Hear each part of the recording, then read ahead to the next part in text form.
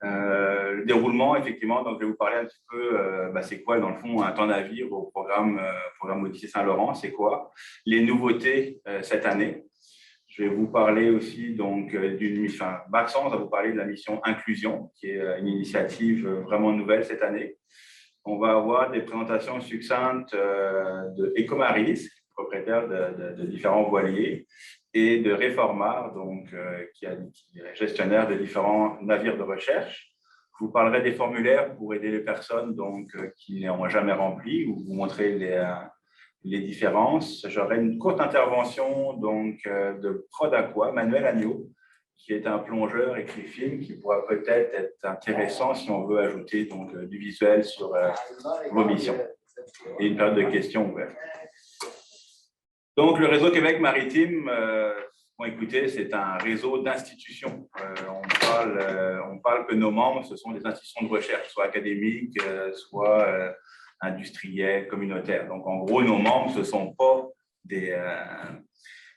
des personnes, ce sont des institutions. Donc, si vous faites partie de ces institutions-là, vous êtes indirectement membre du réseau Québec Maritime. Okay? On les classe en 3, réguliers, associés, usagers. Réguliers, c'est les centres collégiaux, les universités, ceux qui peuvent recevoir nos fonds. Okay? Associés, les centres de recherche non académiques, les unités de recherche gouvernementales et les industries actives en recherche. Donc, eux autres peuvent recevoir des fonds indirectement s'ils passent avec leurs collaborateurs membres réguliers. Puis, les membres usagers sont tous les autres, les industries, ceux qui ne font pas vraiment de recherche, mais qui sont intéressés par les résultats. Rapidement, donc 5 thématiques scientifiques au RQM, pour ceux qui ne connaissent vraiment pas le réseau. Donc, santé des écosystèmes, santé des communautés humaines, transport intelligent, surveillance, sûreté, sécurité maritime, et puis une dernière thématique qui est ressources, énergie marine, santé du secteur économique. Ces secteurs-là, ces thématiques-là sont dirigées donc par des personnes qu'on appelle les directeurs ou les directrices thématiques. Si vous avez des questions à poser dans ces domaines-là, c'est à eux qu'on va vous référencer. On va vous référer, pardon. Donc, voilà, rapidement. Différents programmes, on est vraiment sur du soutien d'initiatives intersectorielles. On va revenir sur c'est quoi la notion d'intersectorialité, mais on fait des ateliers de maillage, des projets stratégiques, des projets de valorisation de la recherche. On offre un programme de bourse d'études aussi. Ça, c'est le RQM. Au sein du RQM, il y a un programme qui s'appelle Odyssée Saint-Laurent, qui est un programme de recherche majeur qui se déroule sur 5 ans, donc jusqu'en 2022. On est sur la fin du programme. Et donc, 3 chantiers principaux, très ouverts, découverte, où est-ce qu'on veut acquérir des connaissances stratégiques sur le Saint-Laurent, un chantier application, qui est dans le fond qui vise à développer des outils, des technologies, puis des pratiques, on va dire novatrices, et un chantier innovation ouverte, on veut dans le fond permettre des approches participatives.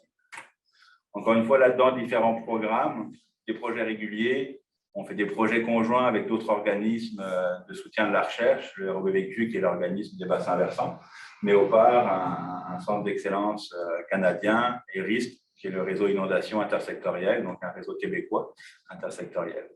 Projet de valorisation de la recherche, et ce qui nous concerne aujourd'hui, des projets de temps navire et des missions scénographiques fédératrices.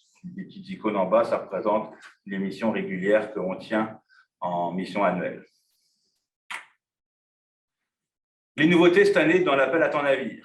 Bon, comme je l'ai vu tantôt, le programme Odyssée Saint-Laurent, c'est fin 2022, donc on est sur la fin du programme. On n'avait pas prévu de faire un appel cette année. On prend un petit peu les fonds qui restent et on lance quand même un appel, mais qu'on veut être différent. Donc, c'est un plus petit appel, comme on dit entre nous, il y a un peu moins de fonds disponibles. Et la période pour déployer les navires est plus courte parce qu'on a une fin d'utilisation des fonds en octobre. Je dirais que la plupart du temps, les missions sur l'eau se passent pendant la saison, on va dire estivale ou automnale, fait que c'est correct. Mais disons qu'il faut le savoir que là, on ne pourra pas aller jusqu'en novembre ou plus tard. Okay? Des objectifs différents, on vise vraiment cette année dans cet appel-là à augmenter dans le fond la diversité des projets, des personnes qui proposent des projets ou des initiatives collaboratrices. On veut vraiment faire que la science qui est proposée sur les navires change. Donc, on va y venir, mais on propose des volets différents cette année. on veut vraiment offrir ce qu'on appelle un modèle d'excellence diversifié, inclusif. Donc, on veut vraiment encourager, par notre soutien à cette initiative-là, les choses différentes de ce qui sont habituellement sur les navires de recherche, j'ai envie de dire habituellement, conventionnellement. Donc, pour ça, on imagine 2 volets au programme à l'appel à ton navire. Donc, le volet A qui est l'émission océanographique conventionnelle, partenariale, intersectorielle, on va dire ce qu'on a l'habitude, ce qui était dans le fond l'appel de l'année précédente. Et la nouveauté cette année, un volet B, on va y revenir en détail, qu'on veut vraiment donc, des missions intersectorielles, mais qui sont dédiées aux personnes qui sont sous-représentées en recherche. On définira ça plus tard.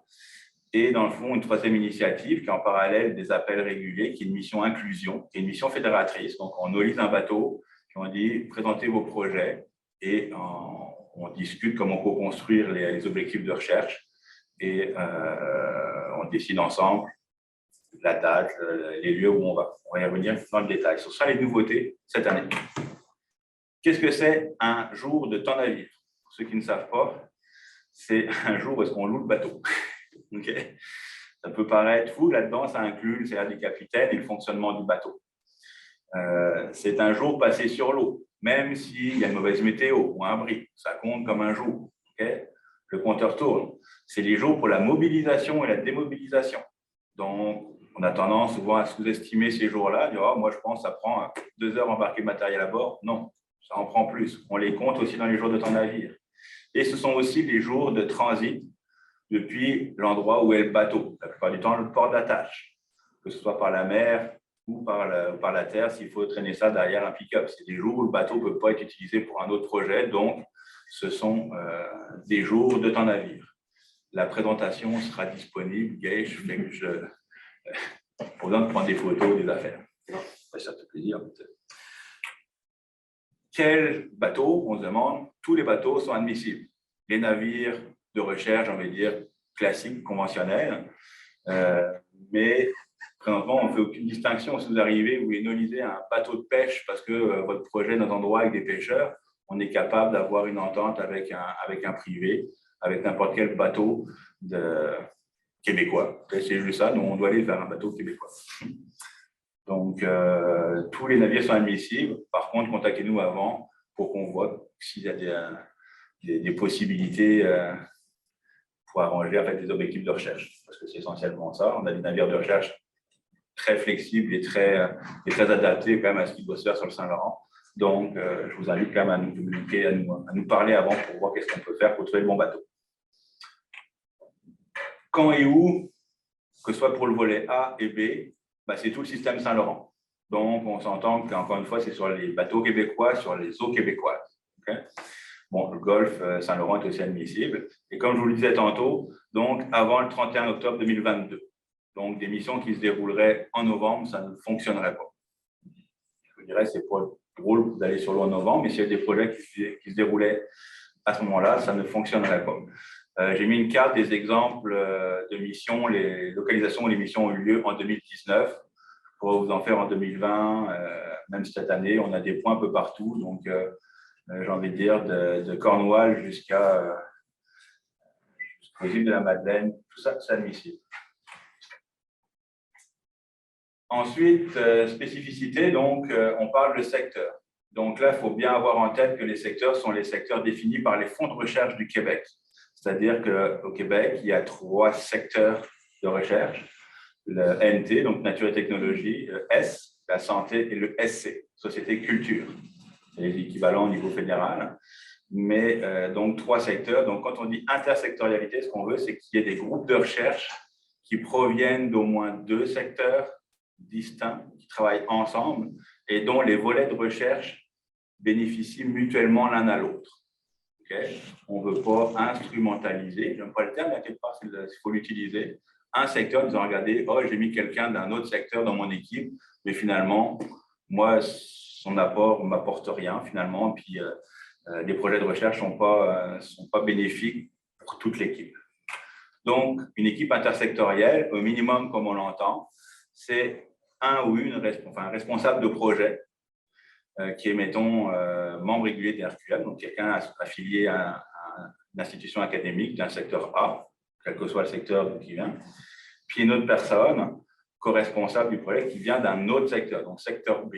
Ça, c'est une équipe intersectorielle, elle est définie par les membres réguliers du RQR. Et ensuite, ça prend une personne qui est donc définie comme partenaire, qui vient d'un membre associé ou usager du RQR. Ça, c'est le minimum, c'est les trois entités pour définir une équipe intersectorielle pour Réseau Québec Maritime. On peut ajouter d'autres personnes de n'importe quel secteur, n'importe quel type de membre. Ce n'est pas un problème. Ça prend minimalement ces trois-là. Okay? Il y aura une période de questions à la fin si vous voulez qu'on revienne sur ces affaires-là. Là, on est sur la définition des sous-représentations. Je vais peut-être laisser Maxence prendre la parole. Merci, Armand.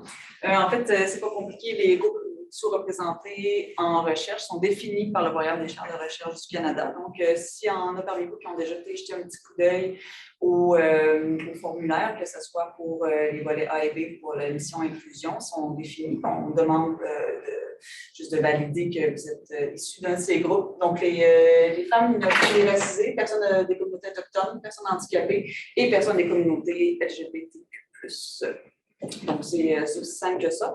Et je vais laisser Erwan poursuivre, mais l'idée est vraiment qu'il y a des enveloppes budgétaires cette année qui ont été réservées pour ces groupes-là parce qu'on a constaté, ça fait là, plusieurs années qu'on offre du temps navire et qu'on fait des missions fédératrices.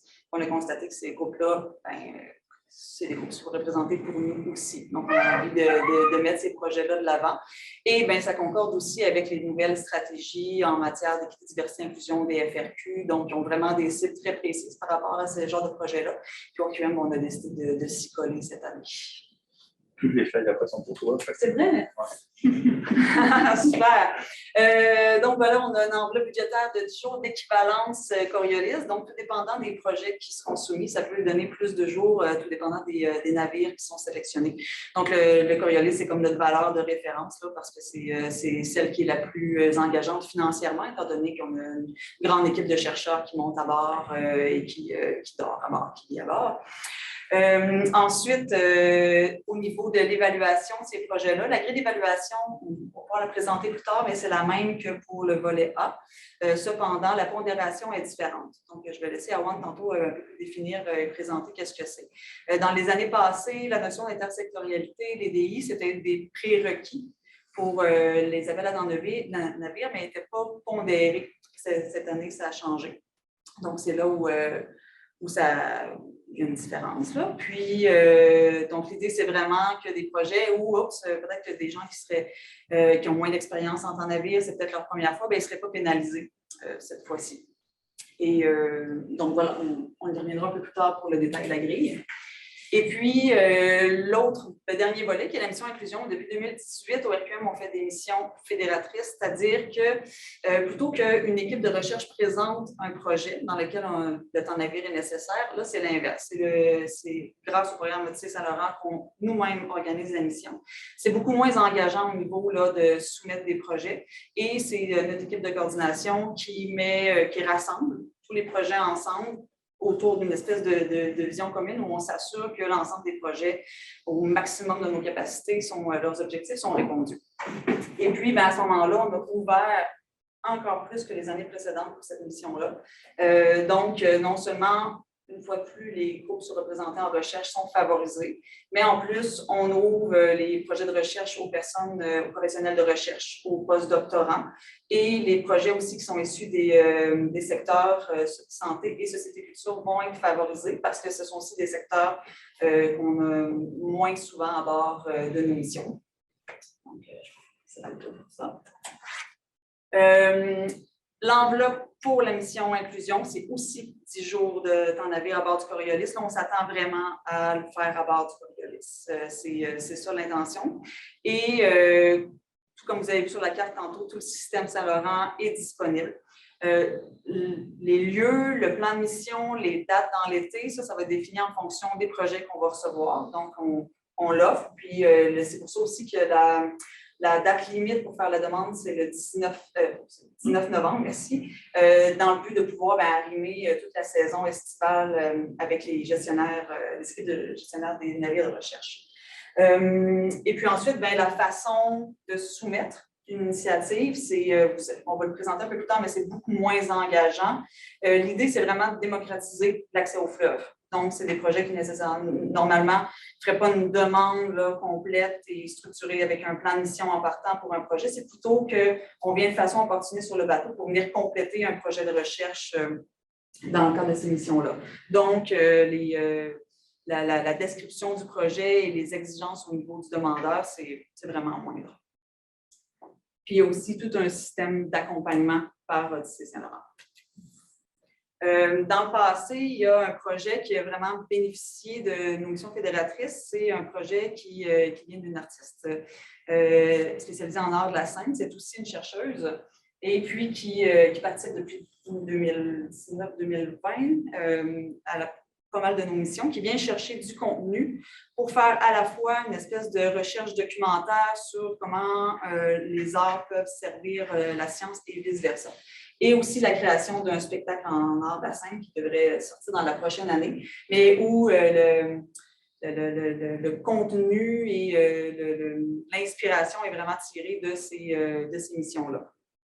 Un autre exemple qui n'est pas issu d'une mission du RQM, mais qui est quand même un exemple notable issu d'un autre secteur là, auquel on est moins familier, c'est probablement la plus importante enquête de santé dans les communautés autochtones éloignées, qui a été faite à bord de la Monson. C'était 2017, c'est le deuxième volet, je crois que le premier est en 2014, où ils ont transformé la Monson, donc le navire de la Garde-Côtière, en espèce d'hôpital naviguant sur l'eau. Ça leur a permis d'aller visiter toutes les communautés du nord du Québec en en faisant des activités avec les communautés d'échange et issu de ça un rapport assez important sur la santé des Inuits. Donc, c'est une autre façon de penser la science autrement et d'utiliser le temps navire comme outil qui a permis ce genre d'initiative-là, qui aurait été extrêmement compliqué au niveau logistique s'il avait fait les choses autrement. Oh.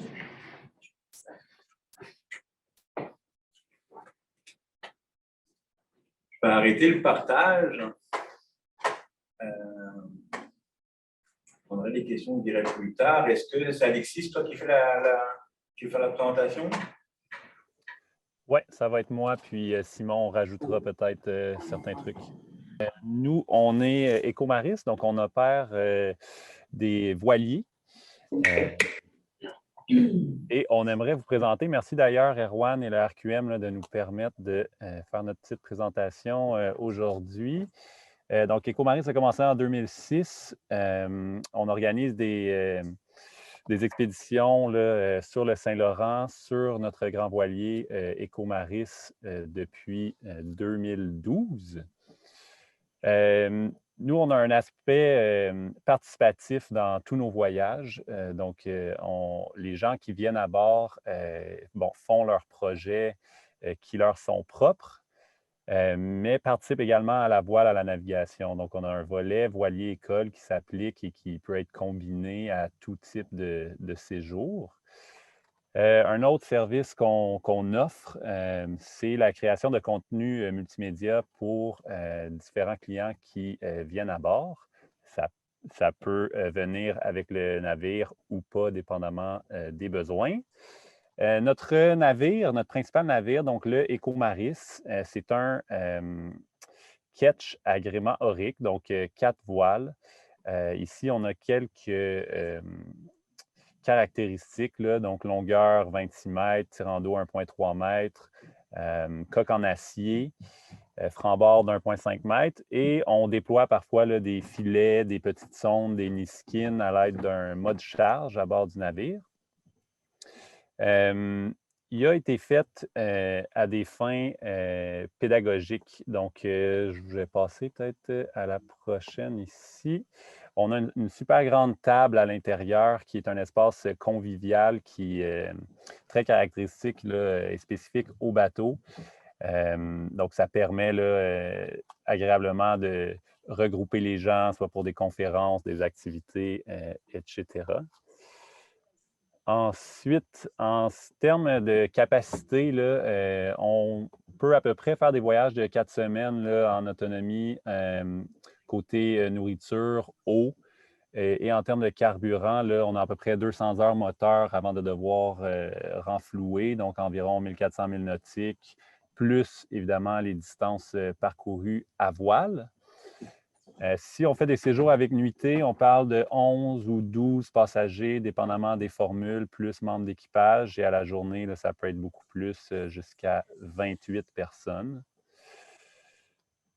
Les projets qu'on fait habituellement, donc c'est sûr que nous, la science, ça a été plus de la science participative, de l'initiation à la science ou de la sensibilisation.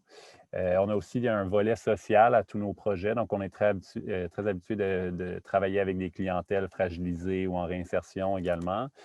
Juste pour que vous ayez une idée un peu de ce qu'on fait là, habituellement. Donc, on a le programme Cabestan avec des jeunes adultes en réinsertion socio-professionnelle. On a un programme de mentorat entrepreneurial pour les femmes. On travaille aussi avec des plus jeunes, des adolescents de 12 à 18 ans. Et on a fait des séjours où on alliait sciences et citoyens, si on veut, là, donc sciences participatives, qu'on a appelé plancton cosmique, où on faisait de l'échantillonnage et imagerie de plancton, et baleines et plancton, où on faisait de l'observation et de l'échantillonnage de plancton également. Récemment, on a fait un petit partenariat avec Polymère pour faire de l'échantillonnage de microplastiques entre Montréal et Québec. On a aussi, là, on est en processus d'achat d'un autre navire plus petit, un voilier qui s'appelle Exil. Donc, 13 mètres, 1,6 mètres de tirant d'eau, en aluminium celui-là. Il a déjà fait des projets de sciences là, dans le Nord. Son autonomie à lui, bon, environ 4 semaines également en termes de nourriture, évidemment avec moins de personnes à bord. Donc, on parle de 5 personnes plus 2 membres d'équipage environ. Carburant, 150 heures, environ 1000 milles nautiques, plus distance parcourue à voile.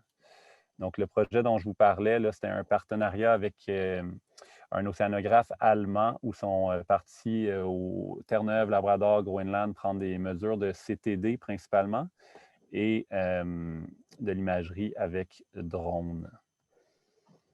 Donc, ça fait le tour de nos 2 navires. On serait bien content de répondre à vos questions si vous en avez, de voir comment on peut arranger quelque chose. On adore essayer des nouveaux trucs, on est assez flexible dans ce qu'on peut offrir. Fait qu'il y a Simon qui est là également aujourd'hui, qui nous écoute, qui est notre directeur général, à qui vous pouvez écrire, ou à moi-même, et vous avez les contacts ici.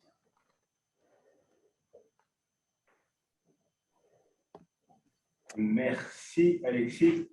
Je pense qu'il faut que tu arrêtes ton partage. Yes. Il faut que je te reçoive de l'autre bord. Ici, on vous voit. Je vais laisser la parole ensuite donc, à Eric pour la présentation sur Réformeur. Je peux t'en venir sans casser le mobilier.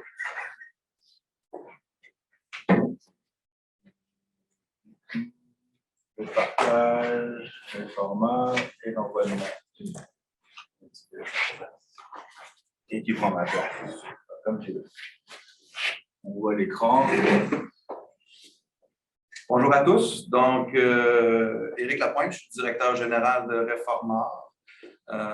Et puis, on a aussi Guillaume Saint-Onge, qui n'est pas ici présentement, mais qui est le président de notre conseil d'administration.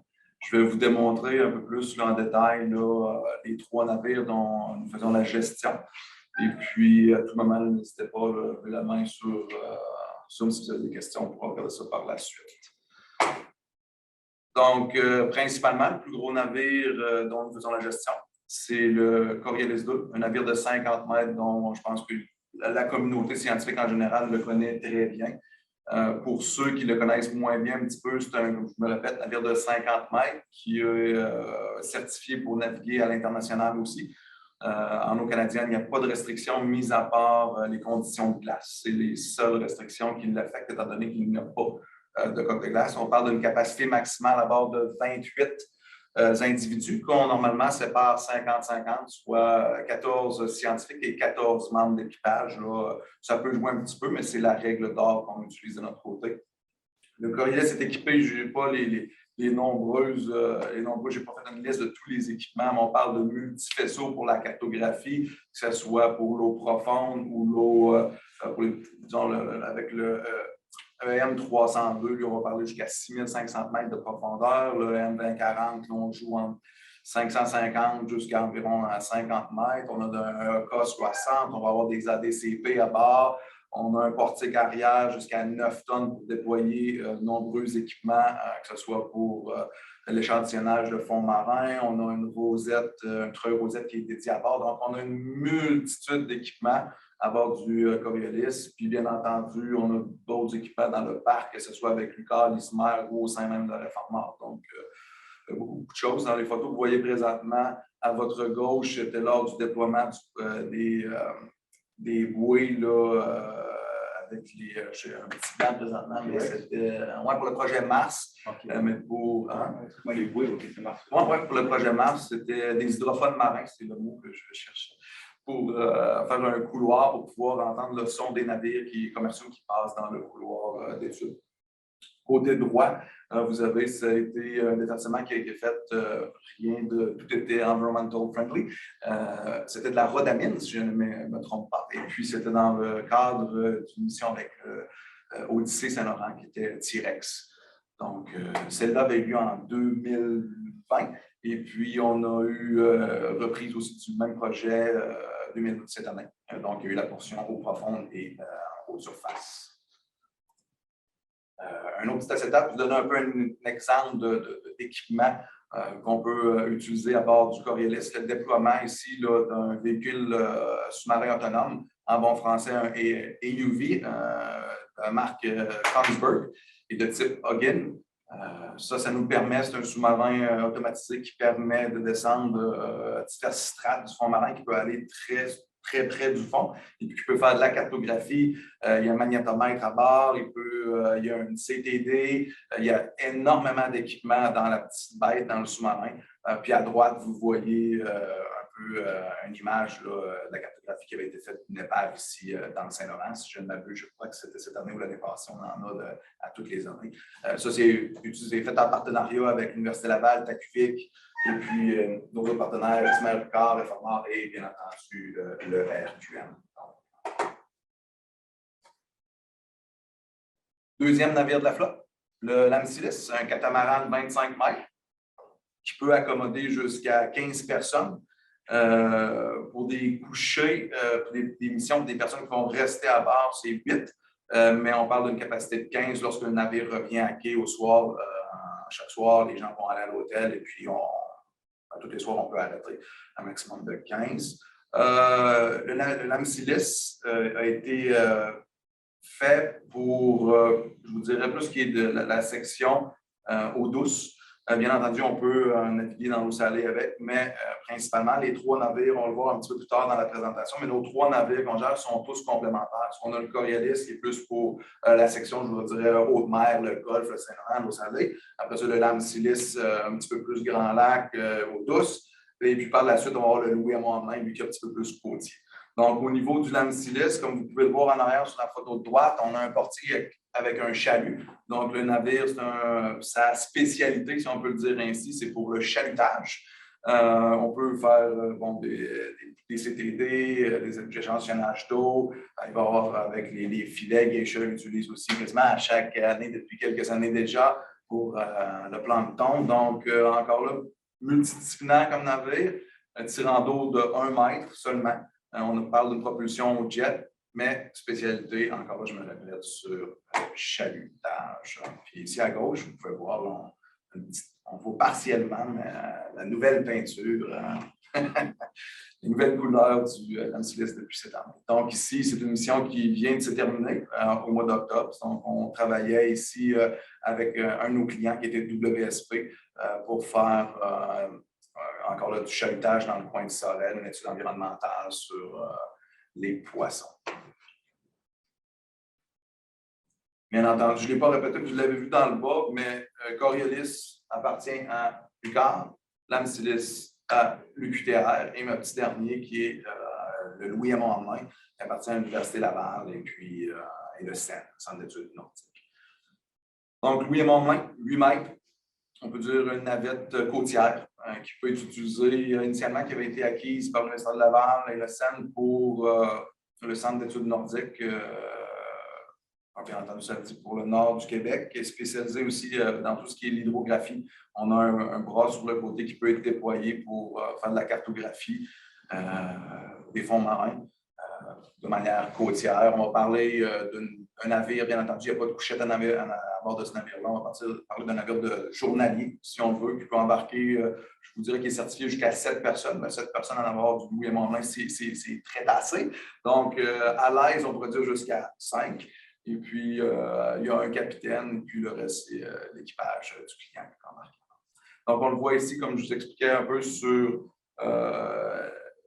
la carte. On va parler au niveau du Lamsilis un petit peu plus sur la section douce, le Coriolis au niveau du Golfe, la haute mer un peu plus, et puis le Louis Montmagny dans tout ce qui est côtier. On va parler d'une limite opérationnelle de 25 000 des côtes.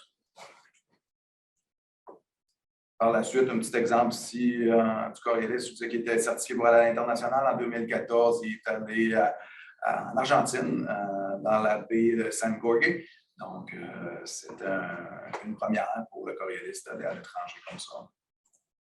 Par la suite, financement de temps de navire, vous avez présentement, on parle bien entendu du temps de navire au-dessus de Saint-Laurent via le RQM. La majorité de nos clients, soit du temps passant, sont de la communauté scientifique, vont passer soit via le RQM, soit par le temps de navire CRSNG ou, disons, MEOPAR aussi, qui peut être un type de financement pour le temps de navire de manière principale. Juste pour vous donner une petite idée ici, là, rapidement, au niveau du Coriolis, on voit que depuis 2017, la recherche scientifique qui est des barres en jaune, là, au niveau recherche université et recherche scientifique, c'est en pleine croissance. On a parlé de cette année 2021. Dans les projections, on est près du 90 jours en partenariat avec Odyssée-Solaire. Donc, une superbe augmentation d'utilisation du Coriolis et de nos autres navires au niveau de la science, des projets de type Odyssée-Solaire. L'Amsilis aussi, on voit une bonne augmentation. On a stagné autour de 40 jours, mais quand même bien intéressant. On voit l'augmentation du niveau sciences universitaires. Et puis ici, Louis Montmagny, tout nouveau de cette année, donc environ 25 jours qu'on a eu au niveau de la science, encore une fois, cette année. Et puis, au niveau de la manière que Réformar fonctionne, pour juste rappeler tout ça, c'est que Réformar, on est les gestionnaires, je mentionnais tantôt, de ces 3 navires-là qui ne nous appartiennent pas, mais on en fait la gestion pour les 3 universités propriétaires. La maintenance et l'opération de la majorité de ces navires-là provient du MEI et des universités propriétaires. Et puis, peut-être juste une petite dernière acétate au niveau de l'équipement. C'est que Réformar, on investit cette année avec vous, pour vous, au niveau de la communauté scientifique pour ce qui est de l'acquisition d'équipements océanographiques. On a un concours qui s'est terminé au mois d'octobre, donc malheureusement, on n'a pas eu aucun applicant, mais c'est quelque chose qu'on va reconduire et puis qu'on va parler avec notre comité des utilisateurs afin de mousser et essayer de faire bouger les choses un petit peu plus. Mais ultimement, qu'est-ce qu'il y en était, c'est que Réformar mettait en espèces sur la table un montant de 75 000 pour l'acquisition d'équipements scientifiques via des effets leviers, des différents programmes qui sont déjà en place pour l'acquisition d'équipements, que ce soit au niveau du gouvernement provincial ou du gouvernement fédéral. Donc, vous allez peut-être voir ça recirculer dans les prochaines semaines, dans les prochains mois dans votre réseau. Donc, c'est bien entendu, c'est en partenariat encore une fois avec le RQM. Donc, n'hésitez pas si vous voyez à soit nous poser des questions à moi, Éric, ou Réformar, ou encore une fois, ça va être Erwan au niveau du RQM. Mais c'est un super projet, je trouve très intéressant, un beau concours. On aimerait ça qu'il puisse débloquer dans les prochaines semaines. Et puis, toute question, vous pouvez aller sur le site web, réformar.ca. Vous allez voir mes coordonnées sont sur le site et ceux de mes collègues aussi, mon équipe. Merci. Je vais faire ma place si vous avez des questions, n'hésitez pas.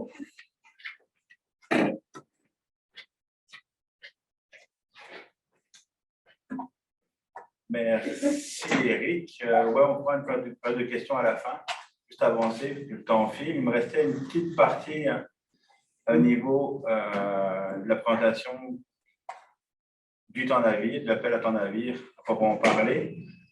Perdu dans mes partages d'écran. C'est bon. Partage d'écran. Lui, coq, puis m'en vais là. Ouais, bah ça c'est au cas où. Donc, c'est ça. Les formulaires sont disponibles, nous, sur notre site internet, au RQM. Le lien est là, la présentation sera disponible. En tout cas, tapez RQM sur Google, ça va sortir. Section appel. Les nouveautés, donc pour volet A et B, d'accord. Donc, il y a un formulaire, un Word, quelque chose de bien simple à remplir, à cocher. Ce qui est nouveau cette année, comme on vous disait, on veut une meilleure identification de votre affiliation au secteur des fonds de recherche du Québec. Donc, à cocher, vous êtes affilié à quoi? Si vous vous identifiez à un groupe sous-représenté, précisez-nous lequel, très ouvert. Puis, quand on décrit le projet, on coche volet A, volet B. Ça sont les nouveautés par rapport au guide que certains d'entre vous connaissent. Dans le formulaire, encore une fois, c'est important, c'est des petites sections à remplir, mais qui sont très importantes pour nous, notre préparation quand on travaille avec les armateurs, j'ai envie de dire.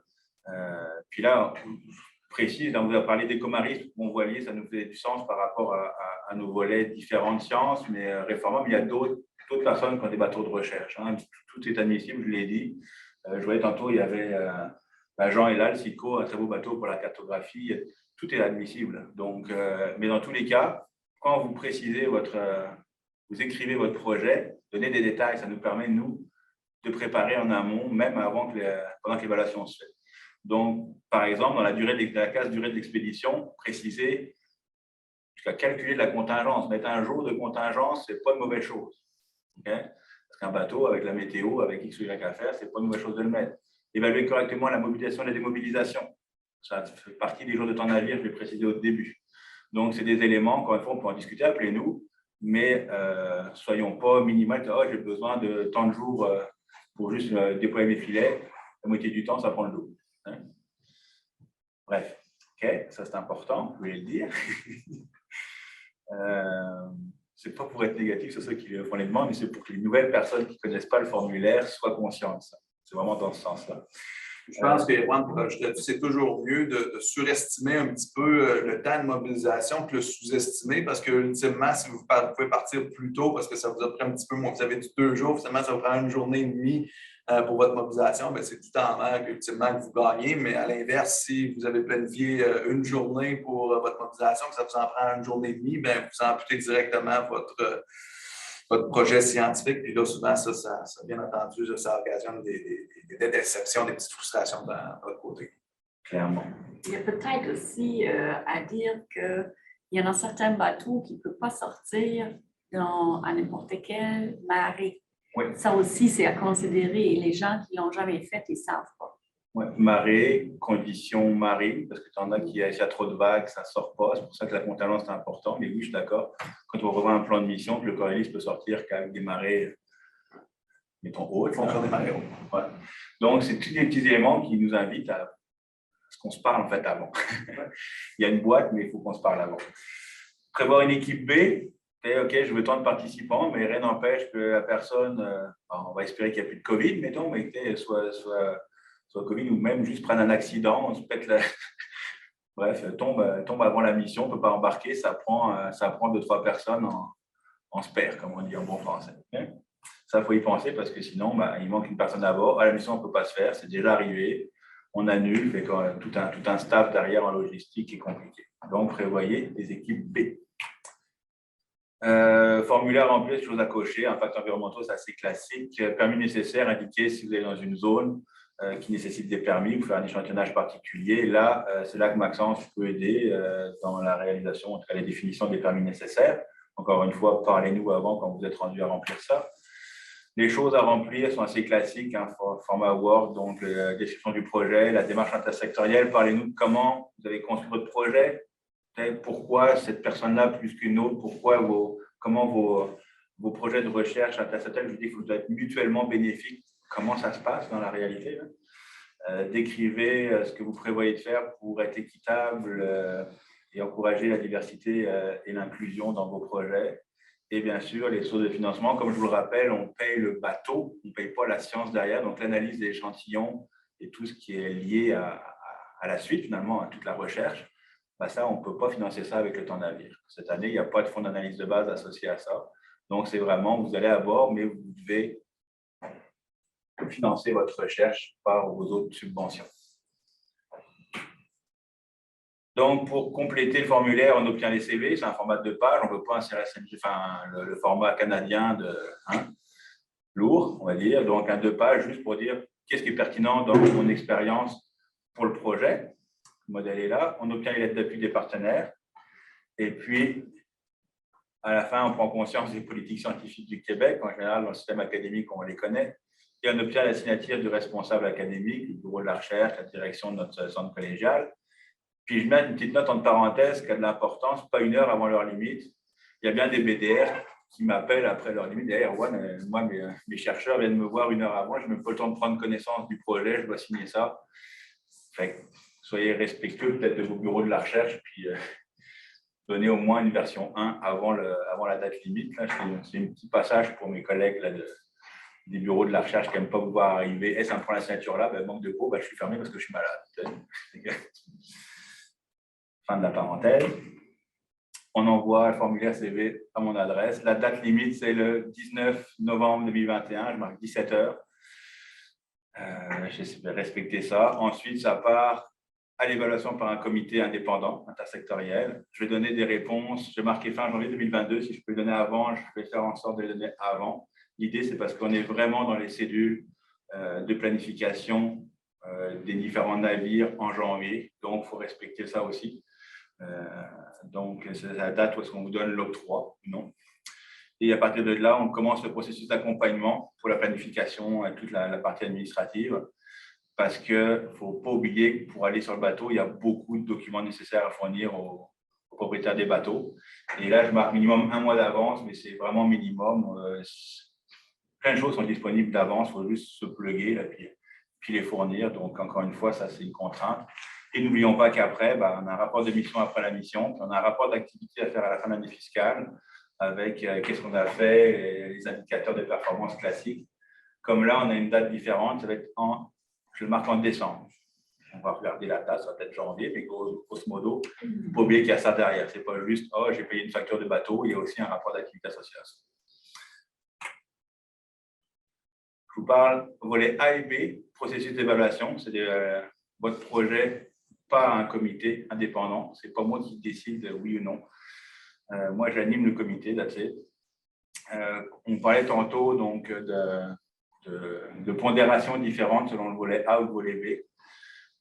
Volet A, vous voyez les nouveautés, ce qui a été ajouté dans le fond, c'est donc l'intersectorialité avec un pourcentage et l'EDI qui est un pourcentage. On n'avait pas vraiment ces pondérations-là dans le volet l'année dernière. Cette année, aussi dans le volet B, là, on voit que les pourcentages sont différents. On voit vraiment 50% attachés à l'intersectorialité et à l'EDI. Donc, c'est vraiment majeur comme pondération pour le volet B, donc c'est important. Et comme on disait tantôt, si je marque à gauche ici, l'admissibilité obligatoire, ça prend vraiment que le projet soit porté par une personne qui soit affiliée au SC ou au FQS, ou issu d'un groupe sous-représenté. Si vous avez des questions, encore une fois, on pourra y répondre, voir ensemble ces petits détails-là, mais sachez que, dépendamment du volet que vous déposez, l'évaluation ne sera pas la même. Formulaire. Est-ce que tu voulais en parler ou... Bon, peut-être le passer vraiment brièvement, là, mais comme j'ai mentionné tout à l'heure, c'est un formulaire qui est vraiment bref comparativement aux demandes de temps navire réguliers. Peut-être skipper. C'est un Google Form. Le lien est disponible sur la page appel du RQM. Il se remplit assez facilement. Donc, présentation de la personne qui demande, présentation brève du projet. Bref, du projet, est-ce que vous avez besoin d'équipement ou pas? Qu'est-ce qui vous amène en mer? Qu'est-ce que vous avez comme intention? Est-ce qu'il y a d'autres choses là qui spécifiques à votre projet qui devraient être portées à notre attention? Puis, après ça, les mêmes choses ont certaines règles. Mais là, comme vous voyez, au niveau des personnes demandeuses, ça code comme ça. C'est beaucoup plus large, là, donc il est plus facile. Et après ça, une fois qu'on a reçu toutes les intentions, on fait des réunions préparatoires pour construire ensemble, tous les projets ensemble, un plan de mission. Pas de comité d'évaluation, pas de signature au BDR. Non, c'est ça. On propose un projet. Ça peut être une heure avant la limite, c'est correct. Non, mais c'est important. Oui. Okay. On est là, moi ou Maxence, pour répondre à des questions. Il y a d'autres personnes dans l'équipe du RQM qui vous aideront aussi pour les autres choses après, mais présentement, pour la construction, c'est ça. Et je voudrais donner la parole à Manuel. Manuel, oui, tu es toujours là. Est-ce que tu as des slides à présenter ou je te laisse juste te mettre ta face à l'écran? Oui, c'est ça. Il y a déjà ma face normalement. Je ne sais pas si tout fonctionne bien pour vous. T'entends? Génial. Je suis très heureux de vous parler aujourd'hui. Merci Erwan pour ce petit moment. Dans le fond, je suis Manuel Agneau. J'ai une petite compagnie de production de vidéos sous-marines. On est basé entre Québec et Montréal. On est à Québec en ce moment. Et dans le fond, aujourd'hui, je viens vous parler, parce que vous dites peut-être, OK, pourquoi de la production vidéo sous-marine avec le RQM, etc., etc. Mais dans le fond, c'est assez spécialisé ce qu'on fait et ce qu'on propose. Et depuis 2 ans, on a la chance de collaborer avec beaucoup de chercheurs, d'organismes. Je vais vous donner quelques exemples. On travaille beaucoup avec le DRASM en France, qui est dans le fond le département d'archéologie sous-marine. On travaille avec le ROBVQ au Québec, puis beaucoup d'organismes de bassins versants. On travaille avec Espace pour la vie, Agiro, en tout cas avec des pêcheurs aussi directement pour des recherches. Et puis, dans le fond, notre métier, on est une équipe de scaphandriers, là, donc de plongeurs commerciaux, ce qui nous permet d'être caméraman sous-marin, mais d'être un petit peu plus que ça aussi. On est tous caméramans à l'extérieur de l'eau également, mais notre expertise sous l'eau, souvent, on nous demande d'intervenir, pas seulement pour faire de la prise de visuel. On s'est rendu compte qu'il y a beaucoup de chercheurs avec lesquels on avait le plaisir de collaborer, qui ne pouvaient pas mettre les pieds dans l'eau là, pour plein de raisons, que ce soit administrative, assurance, etc., les cartes de compétences, ça en prend pas mal au Canada pour pouvoir faire ce qu'on fait. Et donc, souvent, on se retrouve à faire du visuel, oui, pour tout un tas d'aspects. On fait de la photogrammétrie sous-marine ou aérienne, on fait de la prise de visuel pour vraiment, des fois, juste illustrer les recherches des chercheurs. Mais des fois, on nous demande d'intervenir un petit peu plus comme technicien sous l'eau, donc de faire de la manipulation. Il y a énormément de choses qu'on peut faire jusqu'à pas mal de profondeur où tout le monde ne peut pas nécessairement travailler.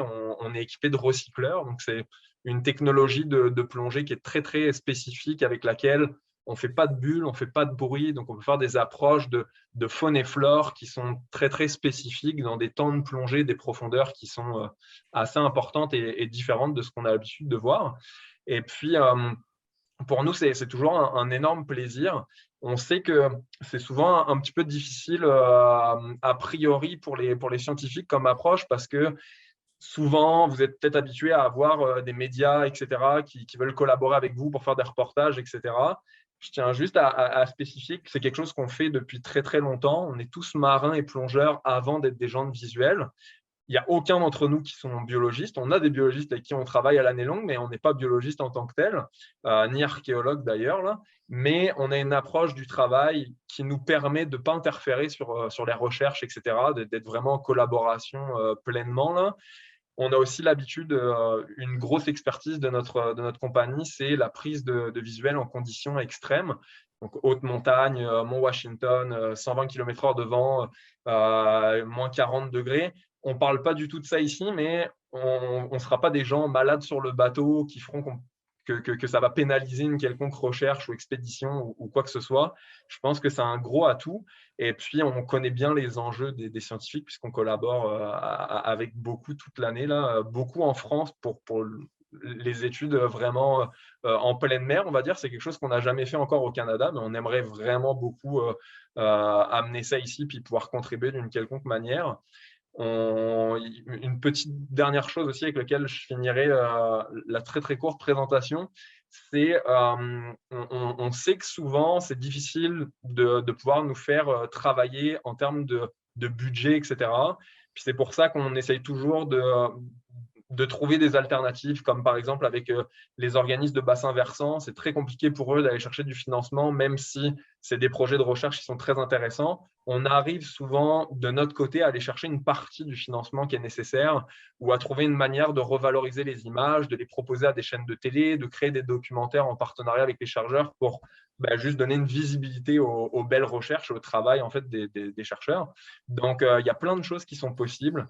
Je serais super heureux de pouvoir vous en dire plus puis de vous le présenter davantage si ça vous intéresse.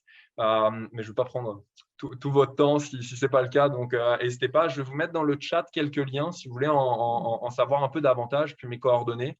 Ça me fera vraiment très, très plaisir. Et puis, c'est ça. Je vous remercie beaucoup pour votre temps. Merci, Manuel. Juste pour préciser, toi, tu es basé à Montréal, en tout cas au Québec. Là, tu parles de la France, mais tu es basé ici. Là, donc, à déployer sur les eaux québécois, c'est facile. Oui, exactement. On est à Québec en ce moment. On a déménagé cette année justement pour Québec, là, à Cap-Rouge. Et puis, on n'a pas de navire pour le moment ici, là, mais c'est ça. On travaille à l'année longue au Québec, là, en grande majorité. Parfait. Merci beaucoup. Écoutez, du côté de ma présentation, j'étais rendu à la période de questions. Fait que dans le fond, ceux qui sont encore présents, je vous dirais, vous pouvez ouvrir les micros. On va être là pour répondre à vos questions. Donc, c'est le temps de vous faire entendre. Est-ce qu'en salle, il y a des… C'était assez clair. Assez clair. En ligne… On reste disponible. On reste disponible en tout temps. Écoutez, il est 13 h. Pour nous contacter, je vais mettre la présentation en ligne, mais vous connaissez nos courriels. Donc, n'hésitez pas. Encore une fois, les navires de recherche, il y en a qui sont en propriété de plusieurs. S'il y en a qui vous intéressent, discutons-en. Et puis voilà, donc l'idée, c'est vraiment d'encourager de la science différente cette année. J'ai de la science qu'on a moins l'habitude de voir, j'ai envie de dire, sur des navires de recherche. Oui. Je crois que Manuel a gardé son micro ouvert. OK. Emmanuel, on t'entend. Je ne sais pas, tu es parti où? Là? Yes, désolé. Ça, c'est correct. C'est ça l'idée. Donc, contactez-nous en avant. Je sais que la deadline, elle s'en vient vite. Il y a plein d'autorisations à pogner, mais écoutez, on va dire grand-chose d'autre. Je pense que moi, ça fait le tour, ça me fait plaisir. Ce n'était pas prévu comme appel, on l'a fait dernière minute parce que c'est vraiment un outil de soutien à la science qui est quand même assez apprécié et puis qui permet de valoriser tout ce que les équipes de recherche aussi contribuent aux équipements océanographiques. Donc, à quelque part, c'est nos roues dans tout rouvage. Donc, moi, ça ferait le tour. Maxence, des choses à ajouter? D'abord, merci. Merci à tout le monde. Si vous n'avez pas d'autres questions, je vous laisserai continuer à vos occupations habituelles. Merci. Merci à vous. Merci.